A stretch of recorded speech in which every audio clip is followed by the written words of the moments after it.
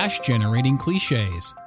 Now, one of the things you bear in mind when you craft your email campaigns is how certain techniques may help you boost your sales.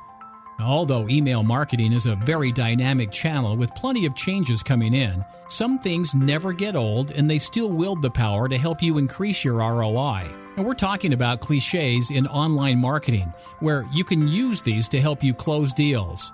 When you use cliches or an analogy in your email, it could be beneficial to you. Important benefits of cliches. Here's a list of a few of them to help you understand their benefits. Hear me now, thank me later. You're building a sense of security here. Now, the recipient will see this as something you are offering that will be of benefit to them and will carry on reading. You can bet your bottom dollar. This is like a guarantee. You're implying that whatever the offer in your email is, that the reader will gain something here. The ball's in your court. It tells them that they are the authority to make the decision here. Giving them a feeling of control and the decision-maker tactic always results in a positive outcome. In the nick of time. Sense of urgency, meaning the reader still has time to act. The reader will see this as respond to your email, as they will believe they still have time to jump on board on whatever you are offering. Focus on value, not price. You can achieve greater sales by reducing prices, but doing that without proper background research will make it difficult for you to go back to previous prices, as customers will not accept it. Value should be a major part in your marketing, offering volume-based discount, innovation in delivery schedule, offer free reports or bonuses that will add more value to your product.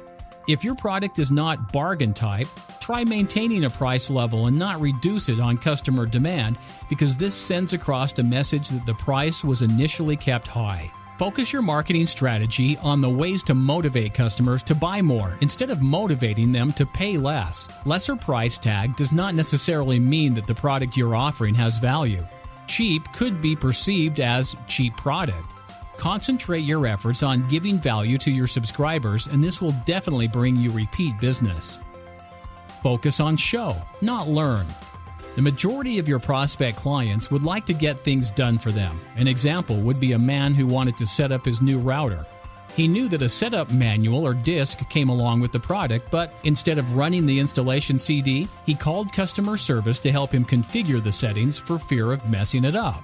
The situation reveals that most customers dislike the idea of having to figure it out by themselves, learn, and would prefer someone to show them how to do it instead. Learning requires a lot of work, and they don't like that. If you can show them how to do it, you'll also win their yes on what you sell. In your email newsletter, make sure that you communicate the idea of showing. Not only will this get their attention, you may also prompt them to click the buy button. Using the right words at the right time could be the difference in getting a few sales rather than a lot more. Focus on emotions, not reasons. Everyone wants to validate a purchase with logic, but if this was the case, then luxury brands would go out of business. Purchase of luxury items cannot be framed into logic. Luxuries might be desirable, but they are not essentials. They're used to satisfy emotional needs. Now, by triggering their emotions and motivating them to feel safer, healthier, smarter, or attractive, you can encourage them to buy your products. So target your audience with the power of emotion rather than logic, because emotion outsells logic every time.